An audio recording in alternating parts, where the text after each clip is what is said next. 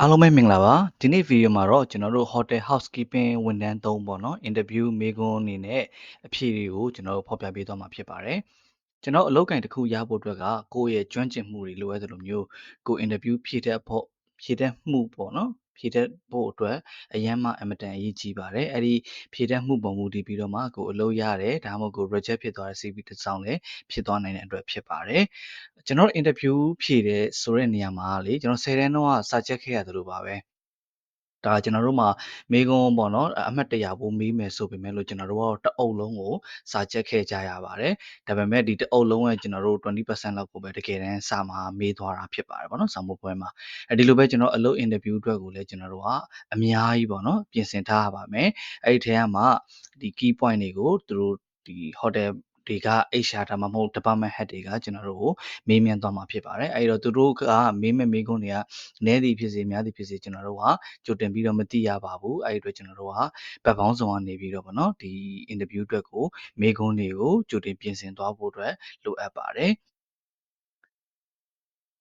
ပထမဆုံးပေါ့နော်ကျွန်တော်တို့အမြဲတမ်းမေးတတ်တာကတော့ tell me about yourself ပေါ့နော်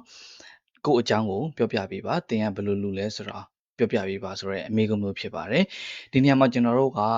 ကိုယ့်ရဲ့နာမည်ကိုမိတ်ဆက်ပြီးသွားရပါတော့ကိုယ့်ရဲ့အကြောင်းတွေအများကြီးပြောကြမှာမဟုတ်ပါဘူးဒီနေရာမှာ touch point အနေနဲ့ကျွန်တော်အရေးတကြီးဖြေရမှာကိုကအလုပ်စူးစမ်းရတဲ့သူတစ်ယောက်ဖြစ်တယ်ဆိုတဲ့အကြောင်းရယ်ကိုဘာလုပ်ခဲ့ဘူးတယ်ပေါ့နော်ဘယ်နှစ်လုပ်ခဲ့ဘူးတယ်ဆိုတဲ့အကြောင်းရယ်ကိုကအလုပ်လုပ်ဖို့အတွက်ဒီ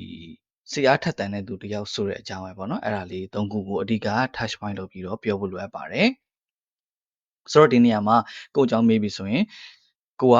polite ဖြစ်တယ်เนาะresponsible ဖြစ်တယ်အလုပ်ကြိုးစားရဆိုတော့၃ချက်ပေါ့နော်အဲ့လိုမျိုးလေးကျွန်တော်ထည့်ပြီးတော့ပြောလို့ရတယ်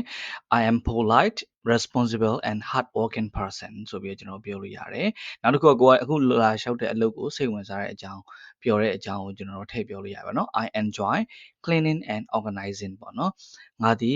တန်ရှင်းရှင်းနဲ့လှုပ်လှုပ်ရတာကိုကြိုက်တယ်ပြီးတော့ဆူဆူစီစီနဲ့ပေါ့နော်တရအလှုပ်လှုပ်ရတာကိုကြိုက်တယ်ဆိုတဲ့အချက်နဲ့ပြောလို့ရပါတယ်ပြီးတော့ကိုကဘယ်မှာအလုပ်လုပ်ဖူးတယ်ဘယ်နှစ်လောက်အလုပ်လုပ်ဖူးတယ်ဘယ်လောက်အတိုင်းတာလောက်အလုပ်လုပ်ဖူးတယ်ဆိုတာကိုထည့်ပြီးတော့ပြောလို့ရတယ်ပေါ့နော် in my previous role at ဘယ် hotel ပေါ့နော်ဘယ် hotel မှာဘယ်နှစ်လုပ်ဖူးတယ်ဆိုတာပေါ့နော်အဲ့လိုမျိုးပြောလို့ရ I have experience ဘယ်နှစ် year ဘယ်နှစ်လအဲ့လိုထည့်ပြီးတော့ပြောလို့ရတယ်ပြီးတော့အဲ့ role မှာကိုကဘယ်လိုမျိုးလုပ်ခဲ့တယ်ပေါ့နော်ကျွန်တော်တို့က housekeeping ရှောက်မှာဖြစ်တဲ့အတွက် room attendant ဆိုရင်ကျွန်တော်တို့ပုံမှန်အားဖြင့် average ပေါ့နော်12ခန်းနေပြီးတော့15ခန်းလောက်အတွင်း shift မှာကျွန်တော်လုပ်ရတယ်ပေါ့နော်အဲ့ဒါကိုကျွန်တော်တို့ပြောပြလို့ရတယ်ပြီးတော့ကိုကဒီအလုပ်ပေါ့နော်အခု room attendant လာလျှောက်တယ်ဆိုရင်အဲ room attendant မှာလုပ်ဖို့အတွက် willing ဖြစ်တယ်ဆရာထက်တန်တယ်ဆိုတော့ကျွန်တော်ထည့်ပြီးတော့ပြောလို့ရတယ်ပေါ့နော် I like working in a place where I can help guests feel comfortable and happy ပေါ့နော်အဲ့လိုမျိုးကျွန်တော်တို့ထည့်ပြီးတော့ပြောလို့ရတယ်ကိုအခုလာလျှောက်တဲ့အလုပ်ကိုစိတ်ဝင်စားတယ်ကိုဧည့်သည်တွေကိုပျော်ရွှင်စေခြင်းနဲ့စိတ်ရှိတယ်ဆိုတာမျိုးကိုကျွန်တော်တို့ထည့်ပြီးတော့ပြောလို့ရပါတယ်အဲ့တော့ကိုမိတ်ဆက်ခိုင်းအရင်ဆုံးကိုယ့်ရဲ့နာမည်ကိုပြောပြရမယ်ကိုဟာအလုပ်ကြိုးစားလူတစ်ယောက်ဆိုတော့ပြောပြရမယ်နောက်ပြီးတော့ဒီ housekeeping အလုပ်ကိုတကယ်ကြိုက်တယ်ဆိုတာပြောပြရမယ်အရင်တော့ကိုကဘယ် hotel မှာလုပ်ဖူးတယ်ဘယ်နှစ်လုပ်ဖူးတယ်တနေ့ကိုဘယ်နှခန်းလောက်ရှင်းရတယ်ပေါ့နော်ဘာတွေတောင်းဝင်ယူရတယ်ဆိုတာမျိုးကိုကျွန်တော်တို့ပြောလို့ရပါတယ်နောက်ထပ်မေးလီမေးထားရှိတဲ့အလုပ်ကကြတော့ why do you want this job ပေါ့နော်ဒီအလုပ်ကိုဘာဖြစ်လို့လိုချင်တာလဲဆိုတဲ့မေးခွန်းမျိုးကျွန်တော်တို့မေးတတ်ပါတယ်အဲ့ခါကျရင်ဘယ်လိုဖြေလို့ရလဲဆိုတော့ကိုကဒီ housekeeping လုပ်ရတဲ့အလုပ်ကိုသဘောကျတယ်ဆိုတဲ့တစ်ချက်ကိုဖြေလို့ရတယ်နောက်တစ်ခုကကိုလုပ်တတ်တာနဲ့ကိုကျွမ်းကျင်တာနဲ့ပေါ့နော်ဒါဒီ good service ကောင်းကောင်းပေးချင်လို့လာပြီးတော့အလုပ်လျှောက်တာပါအလုပ်ကိုလိုချင်တာပါလို့ပြောလို့ရတယ်ပေါ့နော်အဲ့တော့ I enjoy housekeeping work because I like making rooms clean and fresh ငါ housekeeping လုပ်ကိုသဘောကျပါတယ်ဘာဖြစ်လို့လဲဆိုတော့ဒီလိုမျိုးအခန်းတွေရှင်းရတာတန်တန်ရှင်းရှင်းနဲ့ထားရတာเนาะတရဲနဲ့ထားရတဲ့အလုပ်မျိုးငါသဘောကျတယ်ဆိုတော့ပြောပြလို့ရတယ် It makes me proud to see the result of my work and I want to support the hotel by giving good service ပေါ့เนาะကိုဒီလိုလှုပ်လိုက်တဲ့အတွက်ကြောင့်မလို့အဲ့ဒီအလုပ်ကိုလည်းဂုဏ်ယူတယ်ပြီးတော့ကို hotel ကိုပေါ့နော် support ပြန်ပြီးတော့လုပ်ရတာကိုကြိုက်တယ်ဒီလို good service ပေးနေရတာကိုကြိုက်တယ်ဆိုတာမျိုးကိုထည့်ပြီးတော့ပြောလို့ရပါတယ် နောက်တစ်ခုကကျွန်တော်အမေးအများဆုံးပါနော် why do you want to work here ပေါ့နော် HR ကမေးမယ်ဒါမှမဟုတ် department head ကမေးမယ်ပေါ့နော်မင်းဒီ hotel မှာဘာဖြစ်လို့အလုပ်လုပ်ချင်တာလဲဆိုတော့မိကုံမျိုးကိုကျွန်တော်ပြန်ပြီးတော့ဖြေရတာဖြစ်ပါတယ်အဲ့လိုမျိုးဆိုရင် I chose this hotel because it is known for good service and cleanliness ပေါ့နော်ဒီ hotel က service ကောင်းတယ်တန်ရှင်းတယ်ဆိုတာမျိုးကိုကြားရတဲ့အတွက်ဒီ hotel မှာအလုပ်လုပ်ချင်တာဖြစ်ပါတယ်เนาะ I want to be a part of professional team where I can learn grow and build a long term career ဆိုပြီးတော့ကျွန်တော်ဖြေလို့ရတယ်ပေါ့နော်အဲ့ဒါကြတော့ကျွန်တော်တို့ဒါကိုအမှတ်ရအောင်ဖြေလိုက်တာပေါ့နော်ဒါဒီလိုမျိုး professional team မှာလည်းငါအလုပ်လုပ်ချင်တယ်เนาะငါတင်ယူချင်တယ်တိုးတက်ချင်တယ်ပြီးတော့ long term ပေါ့နော်သွားပြီးတော့ကိုယ့်ရဲ့ career life တက်ကို long term သွားချင်တယ်ဆိုတာမျိုးကိုဖြေတာဖြစ်ပါတယ်ဆိုတော့ဒီနေရာမှာ touch point ကကြတော့ကိုကဒီ hotel အကြောင်းသိတယ်ဆိုတော့ထည့်ပြောမယ်နော်ဒီ hotel မှာဘာလို့အလုပ်လုပ်ချင်တာလဲလို့မေးရင်ငါဒီ hotel ကိုသိတယ်ဒီ hotel က service ကောင်းတယ်တန်ရှင်းတယ်ဆိုတာမျိုးငါကြားသိရတယ်ပေါ့နော်အဲ့ဒါရဘယ်ကသိနိုင်လဲဆိုတော့ကို့မှာတငယ်ချင်းရှိတယ်လုပ်ဖို့ခိုင်းပဲအရင်အဟောင်းရှိတယ်ဆိုရင်လေသူတို့ရဲ့စီကလည်းသိနိုင်တယ်ဒါမှမဟုတ်လည်းကျွန်တော်တို့ဒါ hotel review ပေါ့နော် Google review တို့ TripAdvisor တို့မှာကျွန်တော်တွားပြီးတော့ကြည့်လို့ရတယ်ဒီ hotel မှာတကယ်တန်မတန် review တွေကောင်းမကောင်းကြည့်ပြီးတော့တကယ်တန်တဲ့ hotel ဆိုရင်တော့ဒီ hotel ကတန်တယ်ဆိုတဲ့ review တွေကောင်းတယ်ဆိုတဲ့ review တွေရတယ်ဒီလို hotel တစ်ခုမှငါကတင်ယူခြင်းနဲ့တိုးတက်ခြင်းနဲ့ကိုယ့်ရဲ့ career ကို long term သွားခြင်းနဲ့ဆိုတဲ့အဖြေမျိုးကျွန်တော်တို့ဖြေလို့ရပါတယ်နောက်ထပ်မေးခွန်းကကြတော့ကျွန်တော်တို့ဒီ what are the most important qualities for this job ပေါ့နော်ဒီအလုပ်မှာကဘယ်အရာတွေကအရေးအကြီးဆုံး quality တွေဖြစ်လဲပေါ့နော်အဲ့ဒါကိုကျွန်တော်ဘယ်လိုဖြေလို့ရလဲဆိုရင် the important qualities are being careful with details working safety being honest managing time well keeping positive attitude and treating guests with respect ပေါ့နော်အဲ့ဒီမှာကျွန်တော်၃ချက်လောက်ဖြေလို့ရပါတော့ကျွန်တော်ဒါတော့အချက်တွေရွေးထုတ်တာပေါ့အဲ့တော့ဒီ housekeeping အလုပ်မှာဘယ်ဟာတွေက quality ရှိလဲအရေးကြီးလဲအရေးပါလဲဆိုတာမျိုးကျွန်တော်မေးလာခဲ့တယ်ဆိုလို့ရှိရင်ကျွန်တော်တို့က housekeeping တယောက်အနေနဲ့ပေါ့နော်ဒါ details ပေါ့အသေးစိတ်ဖြစ်ဖို့အတွက်ကအရေးကြီးတယ် careful လုပ်နေဖို့အရေးကြီးတယ်နောက်တစ်ခုကsafe ဖြစ်ဖို့ပေါ့နော်လုံလုံခြုံနဲ့လုပ်ဖို့အရေးကြီးတယ်အနေမဖြစ်အောင်ကိုယ့်အတွက်ကောဧည့်သည်အတွက်ကောအနေမဖြစ်အောင်เนาะ safety ဘိုင်းကို queue ဆိုင်ရမယ်ပြီးတော့ being honest အရင်အရေးကြီးပါတယ်ရိုးသားဖို့အတွက်အရင်အရေးကြီးတယ် time management ပေါ့နော်အချိန်စီမံခန့်ခွဲတာအရေးကြီးတယ်နော် positive attitude ဆိုတာကြောင့်ကျွန်တော်တို့ဒါစိတ်နေစိတ်ထားpositive ဖြစ်တယ်ပေါ့နော်ကောင်းမွန်တဲ့စိတ်နေစိတ်ထားရှိတယ်ဆိုတာမျိုးပြောတယ်နောက်တစ်ခုကကြတော့ဧည့်သည်တွေကိုလေးစားမှုနဲ့เนาะကြိုဆိုမှမယ်လေးစားမှုနဲ့ဒါ treat လုပ်ရမယ်ဆိုတာမျိုးရဲ့အချက်တွေပေါ့နော်အဲ့ထက်ကကျွန်တော်၃ချက်လောက်ထည့်လို့ရပါတော့အရေးကြီးတာတော့ကျွန်တော်တို့ကattention to details ဖြစ်ရမယ်ဆိုတဲ့အချက်တို့เนาะရိုးသားရမယ်ဆိုတဲ့အချက်တို့ time management ကောင်းရမယ်ဆိုတဲ့အချက်တို့ကတော့ကျွန်တော်တို့မဖြစ်မနေထည့်ပြီးတော့ဖြည့်သင့်ပါတယ်နောက်တစ်ခုကကျတော့အခန်းကိုဘယ်လိုရှင်းလဲ of course ကျွန်တော်တို့ကအခုဒီ room attendant ကိုလာပြီးတော့ရှောက်တဲ့အတွက်ပေါ့နော်အတွေ့အကြုံရှိတယ်လို့ပြောပြီးတော့ရင်အခန်းမင်းဘယ်လိုရှင်းလဲဆိုတာမျိုးကိုမေးတယ်ပေါ့နော်အဲ့တော့ကျွန်တော်ဘယ်လိုဖြေလို့ရလဲဆိုရင် I follow the hotel steps remove use linen တွေကျွန်တော်တို့သိမ်းမယ် empty trash ပေါ့နော်ဒါအမိုက်တွေရှိရဆိုအမိုက်တွေရှင်းလိုက်မယ်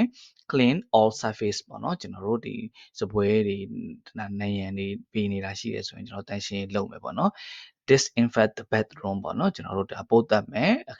ဒီချိုးခန်းအိမ်သားကိုပို့တတ်မယ်ပေါ့နော် make the bed properly ပေါ့နော်ကျွန်တော်တို့အိယာကိုကောင်းမွန်စွာပြင်ဆင်မယ် restock ဆိုတော့ပစ္စည်းပြန်ထည့်တာပြောနော် restock supplies ပေါ့နော်ကျွန်တော်တို့ amenities တွေရှိမယ်ကျွန်တော် mini bar တွေရှိမယ်အဲ့ဒါတွေကိုပြန်ထည့်မယ်ပြီးတော့လို့ရှိရင် vacuum ဆွဲမယ်ပေါ့နော်ကျွန်တော်ဖုံဆုပ်မယ်ဒါမှမဟုတ် mop တိုက်ပေးမယ်ပေါ့နော်ပြီးရင်ဒီမှာအရေးကြီးတာ I always check the room before leaving ပေါ့နော်ငါတန်ရှင်း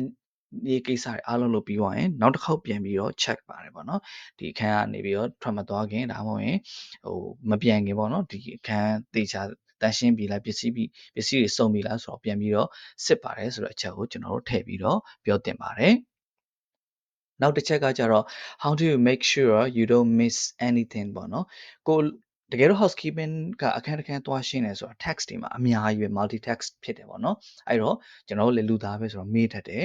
အဲ့လိုမမေးအောင်ဘယ်လိုလုပ်လဲဆိုတာမျိုးကိုသူကမေးတာဖြစ်ပါတယ် how do you make sure you don't miss anything ပေါ့နော်တခုမှမေးမကြံခဲ့အောင်ဘယ်လိုလုပ်လဲပေါ့အဲ့လိုမေးတာအဲ့ခါကျကျွန်တော်ဘယ်လိုဖြေလို့ရလဲဆိုတော့ I use a checklist and follow the same cleaning order every time ပေါ့နော်ကျွန်တော် housekeeping မှာလည်း checklist စာရွက်လေးရှိရပေါ့နော်ပစ္စည်းထည့်ပြီးပြီလားအခန်းဘယ်နေရာရှင်းပြီးပြီလဲပေါ့နော်ပစ္စည်းလဲပြီးသွားပြီလားအရက်ခင်းတွေလဲပြီးသွားပြီလားရေချိုးခန်းအိမ်သားတိုက်ပြီးသွားပြီလားဘာပစ္စည်းတွေထည့်ခဲ့လဲဆိုတော့ကျွန်တော် checklist နဲ့တစ်ခုချင်းပေါ့နော်တိုက်စစ်လို့ရတာရှိပါတယ်အဲ့တော့ဒီနေရာမှာကျွန်တော်အရေးကြီးတာ checklist ဆိုတဲ့စလုံးနှလုံးကိုကျွန်တော်ထည့်ပြီးပြောနိုင်ဖို့အမှန်တမ်းမှာအရေးကြီးတယ် checklist တိုင်းကလုပ်တယ်လိုအပ်တဲ့ဟာတွေကိုပြန်ပြီးတော့စစ်ဆေးတယ်ပေါ့နော်ပြီးတော့နေ့တိုင်းဒီပုံစံတိုင်းလေးပဲ standard အတိုင်းပဲသွားရတယ်ဆိုတာမျိုးကိုကျွန်တော်ပြောနိုင်ပြီဆိုလို့ရှိရင်เนาะကျွန်တော်တို့အဆင်ပြေသွားပြီပေါ့နော်နောက်တစ်ချက်ကကျတော့ကျွန်တော်တို့ how do you handle the physical work ပေါ့သူကတော့ဘာကိုမေးချင်လဲဆိုတော့မင်းခန္ဓာကိုယ်ကျန်းမာရလားပေါ့နော်ဒီကျွန်တော်ပစ္စည်းမားရတာရှိတယ်အလေးပင်တွေမားရတာရှိတယ်เนาะကျွန်တော်ခါမြက်တာမျိုးတွေเนาะလက်မောင်းတွေမနာသွားအောင်ကြောတွေမနာသွားအောင်ဘယ်လို handle လုပ်လဲဆိုတော့မျိုးကျွန်တော်မေးတာဖြစ်ပါတယ်ပေါ့နော်အဲ့တော့ကျွန်တော် housekeeping ကတကယ်တော့ပင်ပန်းတဲ့အလုပ်တစ်ခုပေါ့နော်ခန္ဓာကိုယ်အားကိုအရင်သုံးရတဲ့အလုပ်တစ်ခုဖြစ်တယ်တချို့အိယာတွေတောင်ဆွဲမပြီးတော့ကျွန်တော်တို့တန်ရှင်းလုပ်ရတဲ့ hotel တွေလည်းရှိတယ်အဲ့လိုမှမဟုတ်လည်းတော့ကျွန်တော် sofa တွေဆွဲမတာเนาะကျွန်တော် mop တိုက်ရတာ vacuum ဆွဲရတာခန္ဓာကိုယ်အားဖြင့်အမတန်မှပင်ပန်းပါတယ်အဲ့ဒါတွေကို injury မဖြစ်အောင်ထိခိုက်ဒဏ်ရာမရအောင်ဆိုရင်ဘယ်လိုဖြစ်ရမလဲဆိုရင် I am comfortable with physical work ပေါ့နော်ငါခွန်အားသုံးပြီးတော့အလုပ်လုပ်ရတာအတွက် comfortable ဖြစ်ပါတယ်အဆင်ပြေပါတယ်ဒါပေမဲ့ကိုက injury မဖြစ်အောင်ဒဏ်ရာမရအောင်ပေါ့နော် I move carefully ငါပစ္စည်းရွှေ့ရင်တတိထားပြီးရွှေ့တယ် use safe body posture ပေါ့နော်ကိုယ့်ရဲ့ခန္ဓာကိုယ်ရဲ့ဒီ posture တွေပေါ့နော်ခန္ဓာကိုယ်ကိုသေချာ cue ဆိုင်ပြီးတော့ကျွန်တော်ရွှေ့တာတို့မတာတို့လုပ်ပါတယ် and maintain steady pace ကျွန်တော်ပုံမှန်လေးပေါ့နော်အလုပ်လုပ်တယ်နေ့တိုင်းမှာဒီ injury ပေါ့နော်ဒဏ်ရာတွေမရအောင်ထိခိုက်မှုတွေမဖြစ်အောင်ပုံမှန်လေးနဲ့ cue ဆိုင်ပြီးတော့လုပ်တယ်ဆိုတာမျိုးကျွန်တော်တို့ပြောရမယ်ပေါ့နော်နောက်တစ်ခုကကြတော့ what would you do if you found a guest wallet or phone ပေါ့နော်ကျွန်တော်တို့ဒီပတ်စံအိတ်တွေဖုန်းတွေတွေ့လို့ရှိရင်ဘာလုပ်မလဲဆိုတော့သူကပြောတယ်ပေါ့နော်အဲ့တော့ကျွန်တော်ဘယ်လိုဖြေလို့ရလဲဆိုတော့ I would not touch anything more than necessary ပေါ့နော်လိုအပ်တာထက်ပိုပြီးတော့ကျွန်တော်တို့သွားပြီးတော့ထိတာမျိုးမလုပ်ဘူး I would report it to my supervisor ငါရဲ့ supervisor အောက်တာ report လုပ်မယ် follow the lost and found procedure ပေါ့နော်ဒီပစ္စည်းပျောက်တာနဲ့ပတ်သက်တဲ့ lost and found procedure တွေကိုငါလိုက်နာပါမယ် I will always respect guest belonging ပေါ့နော်ဧည့်သည်တွေရဲ့ပစ္စည်းတွေကိုငါအမြဲတမ်း respect ထားပါမယ်ဆိုတာမျိုးကိုကျွန်တော်တို့ပြောတာဖြစ်ပါတယ်ဆိုတော့ကျွန်တော် room tenant တယောက်အတွက်လေဒီ loss and found အမတန်မှအရေးကြီးတယ်ပေါ့နော်ကျွန်တော်အခုခေတ်မှာကြတော့ဖုန်းတွေပါတယ်ပေါ့ကျွန်တော်တို့ပေးပြီးတော့သုံးနှစ်ဟိုတယ်တော်တော်များလာတယ်အဲ့လိုဆိုလို့ရှိရင်တော့ကိုကအခန်းထဲဝင်ပြီဆိုရှင်ကိုတွေ့တဲ့ဒီစပွဲပေါ်ကပတ်စံတို့နော်ပတ်စံအိတ်တို့ပွင့်နေတဲ့ luggage တို့ကြောက်မြက်ရတနာတို့ပေါ့နော်နောက်လက်ဝတ်လက်စားတို့နောက် tablet တွေဖုန်းတွေတွေ့တယ်ဆိုရှင်ကျွန်တော်အဲ့ဒါကိုအရင်ဆုံးဓာတ်ပုံရိုက်တာဓာတ်ပုံရိုက်ပြီးတော့ကျွန်တော် housekeeping ကို internet group chat ထဲကိုပို့လိုက်ပြီးရင်တော့ကို supervisor တို့เนาะ housekeeping admin တို့ mention ခေါ်တာဖြစ်ဖြစ်သူတို့ inform လုပ်တာဖြစ်ဖြစ်လုပ်ပြီးတော့ကျွန်တော် report လုပ်ထားပါတော့เนาะတချို့ hotel မှာတော့အဲ့လိုမျိုးတွေ့ပြီဆိုလို့ရှိရင်ဒါ room tenant ကိုပဲဓာတ်ပုံရိုက်ထားပြီးရတယ်တချို့ hotel မှာကြတော့ supervisor တော်၎င်းကျွန်တော်တို့ floor ပိုင်းပေါ့နော် floor ပိုင်းin charge တော်၎င်းလာပြီးတော့စစ်တယ်တခါကျရင်ဒီ security ပဲသူတို့ခေါ်လာပြီးတော့စစ်တယ်ပြီးပစ္စည်းတွေကိုဘာတွေ unpack ဖြစ်နေပေါ့နော်ဘာတွေတင်ထားတယ်ဆိုတာကိုသူတို့ဓာတ်ပုံတွေပါလာပြီးတော့ရိုက်တာမျိုးရှိတယ်တချို့ hotel တွေကြတော့လည်းဝန်ထမ်းမလုံလောက်ဘူးအများကြီးမရှိဘူးဆိုရင်ကိုယ့်ဘာကိုတာဝန်ယူလိုက်ရတာရှိတယ်ပေါ့နော်ဒီဟာဒီကိုယ့်အတွက်ကအန္တရာယ်လည်းများတယ်ပေါ့နော်တာဝန်လည်းကြီးရဖြစ်တဲ့အတွက်ကြောင့်မလို့ကျွန်တော်ပြောသလိုအခန်းထဲဝင်ပြီးတော့အရင်ဆုံးဒီတန်ဖိုးကြီးပစ္စည်းရှိမရှိကိုကြည့်ရှိနေကြရင်ဓာတ်ပုံရိုက်ပြီးတော့ကိုအမြန်ဆုံး report လုပ်ပေါ့နော်ပြီးရင်ကို follow လုပ်တဲ့ supervisor တို့ manager တို့security တို့ ਨੇ ပြန်ပြီးတော့ follow လုပ်တင်ပါတယ်နောက်တစ်ခုကကျတော့ what if a guest is still in the room ပေါ့နော်ကျွန်တော်တို့တချို့ဧည့်သည်တွေကျတော့ဒါညာပိုင်းသူတို့တောက်ကြစားကြမယ် chill ကြမယ်ကျွန်တော်တို့မနေ့အခန်းသွားရှင်းနေ10နာရီ17နာရီ12နာရီပဲသူတို့တွေကအိတ်နေတာမျိုးဖြစ်နိုင်တယ်ပေါ့နော်ကျွန်တော်အဲ့တော့ကျွန်တော်တို့ကိုprocedure ကို follow လုပ်တယ်ပေါ့နော်တခါသုံးခါခောက်မယ် bell ring လုပ်မယ်เนาะပြီးလို့ရှိရင် me and come in ဆိုပြီးသူတို့ပြောမယ်တခါထပ်ခောက်ပြီးတော့ဝင်မယ်ကိုဝင်လိုက်တော့မှဧည့်သည်ကအခန်းထဲမှာအိတ်နေတာမျိုးကျွန်တော်ဖြစ်နိုင်တယ်ပေါ့နော်ကို bell ring လုပ်တာတွေခောက်တာတွေသူမကြားဘဲနဲ့အထဲမှာလည်းအတန်မထွက်ဘဲနဲ့နေလို့ကိုကဝင်လိုက်မိရမှုဖြစ်တယ်ပေါ့နော်အဲ့လိုမျိုးဆိုလို့ရှိရင်ကျွန်တော်တို့ကပြန်ပြီးတော့ဒါတောင်းပန်ရမယ်ပြီးရင်သူ့ပေါ့နော်အခုခန်းရှင်းကျင်လားနောက်မှလာမလားဆိုတာမျိုးကျွန်တော်တို့မေးရမယ်เนาะတကယ်လို့ဧည့်သည်ကအဲ့လိုအိတ်ချင်မှုဖြစ်သွားတယ်ဆိုလည်းကိုက ပြန်ပြီးတော့တောင်းပန်ရမယ်ပေါ့နော်အဲ့လိုဆိုတော့အဖြေမှာလည်းဒီမှာပါပြီးသားပေါ့နော် I knock and greet the guest politely ပေါ့နော်တကားခောက်မယ်တကယ်လို့တွေ့သွားလို့ရှိရင်အဲ့ဒါကိုအရင်ဆုံး greet လုပ်မယ်ပေါ့နော်နှုတ်ဆက်မယ်ပြီးရင် I ask if they prefer cleaning now or later ပေါ့နော်အခန်းကိုရှင်းရမလားနောက်မှလာရှင်းရမလားဆိုတော့ကျွန်တော်မေးမယ်ပေါ့နော်အဲ့တော့ဧည့်သည်တွေရဲ့ privacy ကိုကျွန်တော်လေးစားမယ် hotel တွေရဲ့ဒီ occupying can တွေနဲ့ပတ်သက်ပြီးတော့ထားတဲ့ rules တွေကိုကျွန်တော်လိုက်နာရမယ်ပေါ့နော်ပြီးတော့ဒီနေရာမှာလိုအပ်လို့ရှိရင်ဧည့်သည်ဒါအရေးပြတ်သွားတယ်ဆိုရင်လည်းကျွန်တော်တို့ကပြန်တောင်းပန်တာမျိုးပြောပြီးတော့ပြန်ထွက်ခွာလာလို့လည်းရတယ်အခုရှင်းမလားဆိုတော့ကျွန်တော်မေးလို့ရတယ်ပေါ့နော်နောက်တစ်ခုကကြတော့ how do you handle a complaint about a dirty room ပေါ့နော်အခန်းကတိမ်မတန့်ဘူးညစ်ပတ်နေတယ်ဆိုပြီး complaint လုပ်လို့ရှိရင်ဘယ်လိုပြန်ပြီးတော့ handle လုပ်မလဲဆိုတော့မေးတာဖြစ်ပါတယ်ဆိုတော့ဧည့်သည်ကအခန်းကမကောင်းလို့ခံစားရတယ်ညစ်ပတ်တယ်လို့ခံစားရတယ်ဆိုတော့ကျွန်တော်အရင်ဆုံးဒါတောင်းပန်မှာပဲပေါ့နော်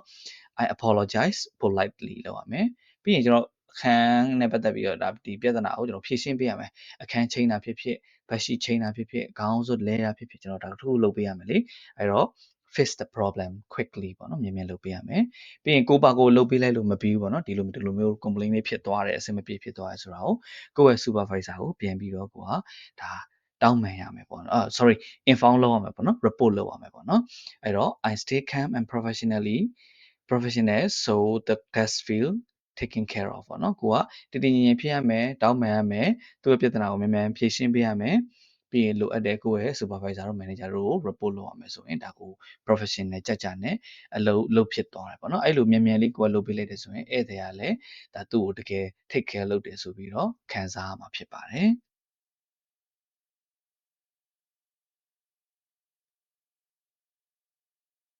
နောက်တစ်ခုကကျတော့ဘယ်လိုဟာကိုမေးတာလဲဆိုတော့ what if you see something broken or unsafe ပေါ့နော်ကျွန်တော်တို့အခန်းထဲဝင်သွားလို့ဒီအခန်းထဲကဒါဘေးစင်တော်၎င်းမှန်တော်၎င်းစပွဲတော်၎င်းတစ်ခုပျက်စီးနေတာသုံးပြဖို့အဆင်မပြေတော့တာမျိုးမြင်ရင်ဘယ်လိုလုပ်မလဲပေါ့နော်ဆိုတော့အဲ့ဒါမျိုးပြန်ဖြေရမယ့်အဖြေကကြတော့ I report immediately ဆိုတာချက်ချင်းပေါ့နော် to my supervisor or maintenance team ပေါ့နော်ငါ supervisor ကိုဖြစ်ဖြစ်ဒီ maintenance ဘက်က engineering ဘက်ကသူကိုဖြစ်ဖြစ် report လုပ်ပါမယ်ပေါ့နော် safety is important ပေါ့နော် safety ကအရေးကြီးတယ်ဆိုတာကိုသူကို HR ကိုသိအောင်ပေါ့နော်ကိုသိတဲ့ဆိုတဲ့အကြောင်းကိုသူပြောနိုင်ရမယ်ပေါ့နော် so I do not try to fix things I'm not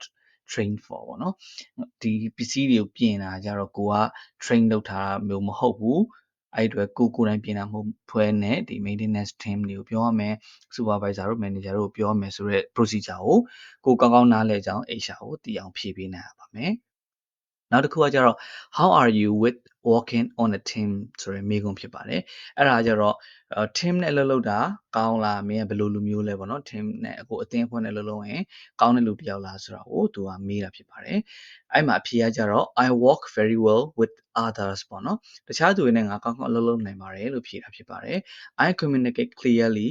share information help teammates when needed and follow instruction ပေါ့နော်ကျမကတော့ကောင်းကောင်းမွန်မွန်ပေါ့နော် communicate လုပ်စကားပြောနိုင်ပါတယ်ရှင်းရှင်းလင်းလင်းနဲ့စကားပြောနိုင်ပါတယ် information တွေကိုလည်း share ပေးနိုင်တယ်ပေါ့နော်တခြားသူတွေဝေမျှနိုင်တယ်ပြီးတော့ကိုယ့်ရဲ့ teammate တွေကိုကိုယ့်ရဲ့လုပ်ဖော်ကိုင်ဘက်တွေကိုလည်းလိုအပ်တဲ့ခါကျရင်ကူညီပေးနိုင်ပါတယ်နောက်ပြီးတော့ချမှတ်ထားတဲ့စီကံတွေ instruction တွေကိုလည်း follow လုပ်ပြီးတော့လိုက်နိုင်သူတယောက်ဖြစ်ပါတယ်ဆိုတာကိုဖြည့်ပေးထားတာဖြစ်ပါတယ်နောက်တစ်ခုကကြတော့ can you work weekend and holidays ပေါ့နော်ကျွန်တော်တို့ဒီ hotel life မှာကတခြားသူတွေနဲ့မတူတာတစ်ခုရှိတယ်ပေါ့နော်ကျွန်တော်တို့မှာစနေတနင်္ဂနွေများသောအားဖြင့်မပိတ်ပါဘူးเนาะ public holiday ပေါ့နော်အခုလာမယ့် Christmas တို့ New Year တို့ကျွန်တော်တို့မပိတ်ကြဘူးပေါ့နော်အဲ့တော့hotel life မှာလှုပ်လှုပ်ဖို့အတွက်ဆိုရင်တော့တိတ်ပြီးတော့မေးလိမေးထားမရှိပေမဲ့အခုမှ hotel life ကိုစဝင်မဲ့သူဆိုလို့ရှိရင်တော့ HRD မေးခွန်းမေးတယ်ပေါ့နော်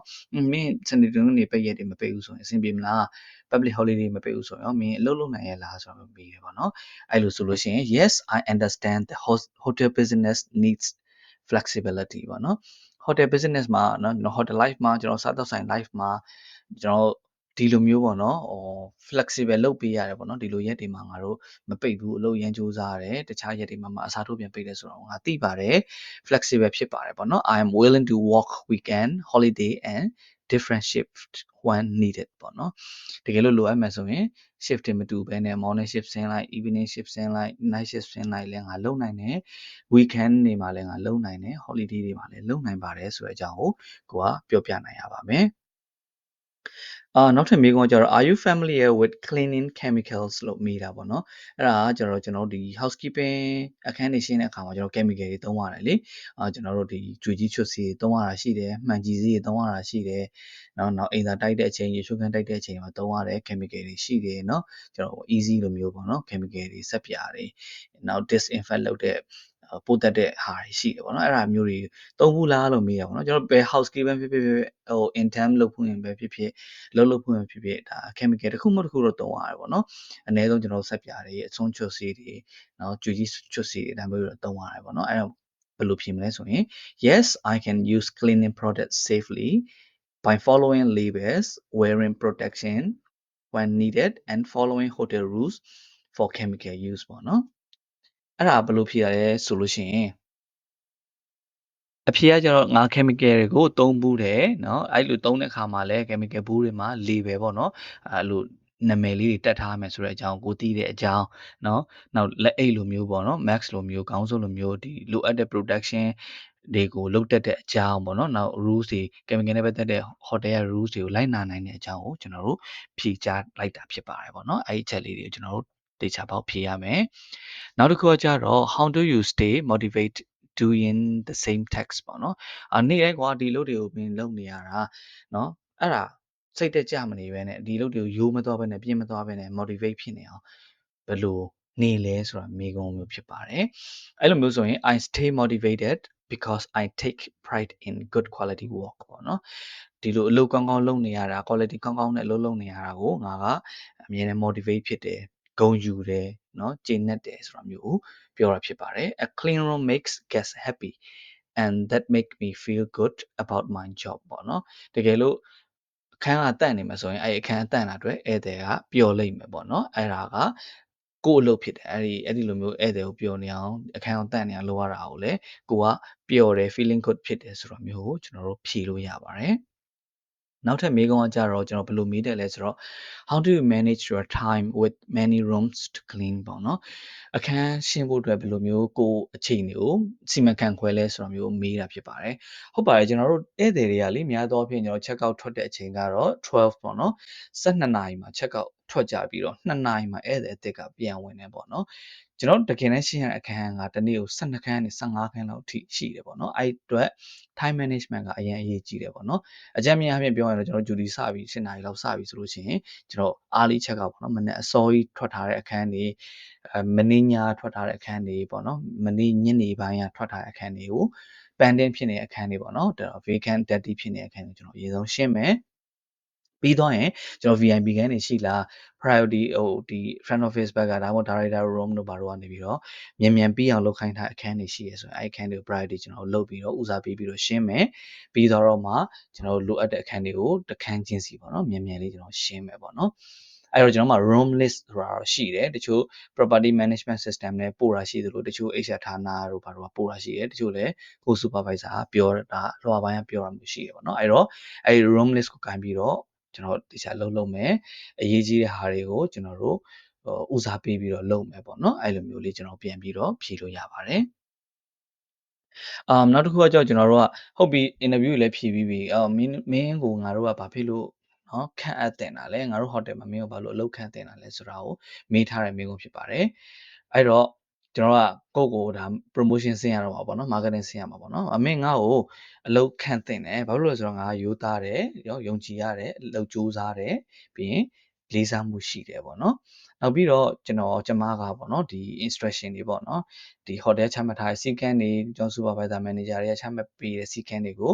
လိုက်နာမဲ့လူဖြစ်ပါတယ်နောက်အခန်းချင်းတဲ့ဒီ high cleaning standard တွေကိုလိုက်နာနိုင်တဲ့သူဖြစ်ပါတယ်ပေါ့နော်ပြီးတော့ဧည့်သည်ကိုပျော်ရွှင်အောင်လုပ်မယ်အခန်းကိုတန်ရှင်းအောင်လုပ်မယ်ဆိုရင်ငါပျော်ရွှင်နေတဲ့သူတယောက်ပေါ့နော်စူးစမ်းမဲ့သူတယောက်ဖြစ်တယ်ဆိုတဲ့ဟာကိုကျွန်တော်ထည့်ပြီးတော့ပြောလို့ရပါတယ်ပေါ့နော်အဲ့တော့ဘယ်လိုပြောမလဲဆိုရင် you should hire me because I'm honest I'm reliable I'm hardworking I'm respectful စတာတွေကျွန်တော်တို့ဖြေလို့ရတယ်ပေါ့နော်ပြီးတော့ကိုက follow instruction လုပ်တတ်တဲ့အကြောင်းเนาะ cleaning standard တွေကိုquality ကောင်းနဲ့လုပ်နိုင်တဲ့သူတယောက်ဖြစ်တဲ့အကြောင်းเนาะပြီးတော့ဧည့်သည်ပျော်ရွှင်မဲ့အခန်းတန့်ရှင်းမဲ့ဆိုလို့ရှိရင်ကိုယ်တိုင်လည်းပြောတဲ့အကြောင်း try my best ပေါ့နော်အကောင်းဆုံးကြိုးစားမှာဖြစ်တဲ့အကြောင်းကျွန်တော်တို့ကထည့်ပြီးတော့ ပြောလို့ရတယ်ပေါ့နော်အဲ့တော့မှကိုကတကယ်တမ်းpositive ဖြစ်တဲ့လူတယောက်ဖြစ်တယ်ဆိုတာမျိုး HR သိမယ်ပြီးရင်ကိုအလုပ်ခံဖို့ရခိုင်နှုန်းများလာမယ်ပေါ့နော်အဲ့လိုမျိုးလေးကျွန်တော်ဖြည့်ပေးလို့ရပါတယ်နောက်တစ်ခုကကြတော့လေကျွန်တော်ဒီ interview မေးပြီးပြီဆိုရင် do you have any questions ဆိုပြီးကျွန်တော်မေးတယ်ပေါ့နော် HR ကမေးရတာမဟုတ်ရင်မေးတယ်မိကုန်း interview မေးတယ်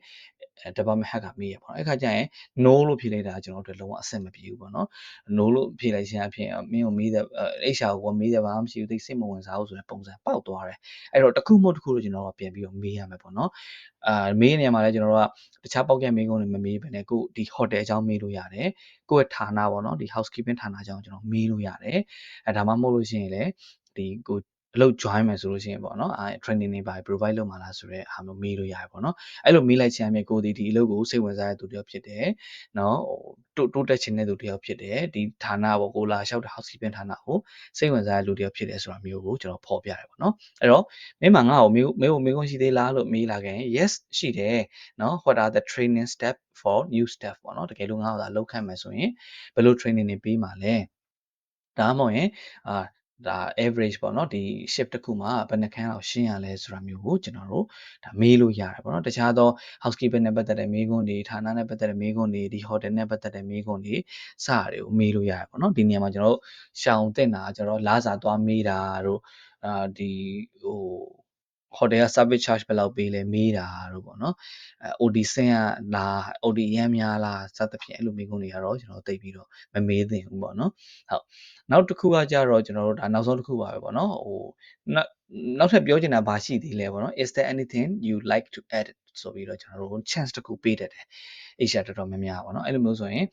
်ဘာဖြည့်ပြောချင်သေးလဲပေါ့နော်မြန်မာလိုဆိုရင်အဲ့လိုမျိုးဆိုရင်ကျွန်တော်တို့ဘာပြောလို့ရလဲဆိုရင်ကိုပြန်ပြီးတော့ recap လုပ်လို့ရတယ်ပေါ့နော်ကိုငါကျွန်တော်ကquick learner တယောက်ဖြစ်တယ်ပေါ့နော် I want to say I am a quick learner I have strong work ethic ပေါ့နော်အလုံးနဲ့ပတ်သက်တဲ့ ethic ကောင်းကောင်းရှိတယ် I am excited to join your housekeeping team ပေါ့နော်မင်းရဲ့ housekeeping team ကို join ဖို့အတွက်အရန်စိတ်ဝင်စားတယ်စိတ်လှုပ်ရှားတယ်ဆိုတော့ပေါ့နော် I will give my best every day ပေါ့နော်ငါလှုပ်နိုင်တာနဲ့ပတ်သက်ပြီးတော့အကောင်းဆုံးနေ့စဉ်လှုပ်မယ်လို့ယုံကြည်ပါတယ်လှုပ်ပေးပါမယ်ဆိုတာမျိုးကိုပြောရတယ်ပေါ့နော်အဲ့လိုပြောခြင်းအပြင်အဲ့ interview တဲ့ HR ဒါမှမဟုတ် department head ကိုစိတ်ထဲမှာစွဲသွားရပေါ့နော်ဒီကောင်မလေးကတော့တင်ယူတ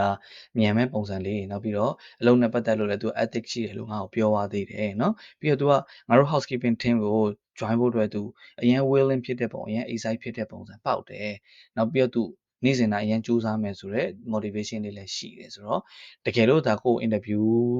တဲ့လူအများကြီးကြားထဲမှာပေါ့နော်အဲ့လို highlight လေးလုပ်လိုက်နိုင်မယ်ဆိုလို့ရှိရင်ကိုရွေးချယ်ဖို့အတွက် chance ကအများကြီးဖြစ်သွားတယ်ပေါ့နော်ဆိုတော့ကျွန်တော်ဒီနေ့ပြင်ဆင်ထားတဲ့ interview မေးခွန်းနဲ့အဖြေကတော့ဒီလောက်ပဲပေါ့နော်ဗီဒီယိုလေးတော့နည်းနည်းရှည်သွားပါတယ်ကျွန်တော်အစပြောခဲ့သလိုပဲ interview ဒီကျွန်တော်တို့ကစောင့်ပွဲဖြစ်တယ်ဒီအောင်ရုံးမှာမူတည်ပြီးတော့ကျွန်တော်အလုပ်ရမလားမရဘူးလားပေါ့မူတည်တာဖြစ်တဲ့အတွက်ကြောင့်မလို့ကျွန်တော်တို့အရင်အရေးကြီးတဲ့ကဏ္ဍတစ်ခုဖြစ်ပါတယ်ကျွန်တော်တို့ငယ်တော့စောင့်ပွဲဖြည့်ခဲ့သလိုပဲပေါ့နော်ကျွန်တော်တို့တော့တအုပ်လုံးကြက်တာသူကတော့တအုပ်လုံးမေးချင်မှမေးမှာပေါ့နော်ဒါပေမဲ့ကိုတောင်ဝင်းကအများကြီးပြင်ဆင်သွားရမယ်အဲ့အများကြီးမှာကိုတည်ထားတာသူကိုပြင်ဆင်ထားတာနဲ့သူမေးတာနဲ့ကွက်တီဖြစ်လို့ရှိရင်ကိုအတွက် interview မှာအမှတ်တွေအများကြီးရမယ်အဲ့ဒီအမှတ်တွေပေါ်မူတည်ပြီးတော့ပဲကိုအလုပ်ရခြင်းမရခြင်းဟာအများကြီးအဆုံးဖြတ်ပေးသွားမှာဖြစ်ပါတယ်အဲ့တော့အခုလက်ရှိပေါ့နော်ထားရောက်တဲ့သူတွေပဲဖြစ်ဖြစ် UAE ရောက်နေတဲ့သူပဲဖြစ်ဖြစ်တခြား Middle East နိုင်ငံဥရောပနိုင်ငံ Maldives စသဖြင့်နိုင်ငံအသီးသီးရောက်နေတဲ့မြန်မာတွေအားလုံးဒီလိုမျိုး interview လေးတွေကိုသေချာပြင်ဆင်ကြပါအားလုံးလည်းကံကောင်းကြဖို့အတွက်ကျွန်တော်ဆုတောင်းပေးပါတယ်အလုပ်ကိုင်းကြီးဆင်ပြေကြပါစေ interview ဖြေဖို့စောင့်နေသူတွေလည်း interview တွေအများကြီးရကြပါစေဒီနေ့လုပ်ပေးထားတဲ့ကျွန်တော်တို့ဒီ interview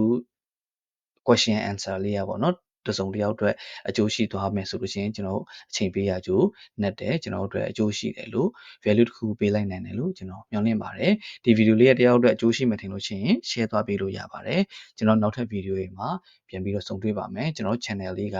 အမြဲတမ်းပေါ့နော် hotel လုပ်ငန်းနဲ့ပတ်သက်တဲ့အင်္ဂလိပ်စာနဲ့ပတ်သက်တာလေးတွေဘုသူတ္တနဲ့ပတ်သက်တာလေးတွေ share ပေးသွားမှာဖြစ်တဲ့အတွက်ကျွန်တော် channel လေးကို like and follow လုပ်ပေးထားဖို့အတွက်ကျွန်တော် request လုပ်ပါတယ်ပေါ့နော်ဗီဒီယိုလေးကလည်းနိုင်ဝက်တောင်ဖြစ်သွားပြီဆိုတော့ဒီမှာပဲရပ်လိုက်ပါမယ်အားလုံးမင်္ဂလာရှိတဲ့နေ့ရက်လေးတစ်ရက်ကိုပိုင်ဆိုင်နိုင်ကြပါစေခင်ဗျာ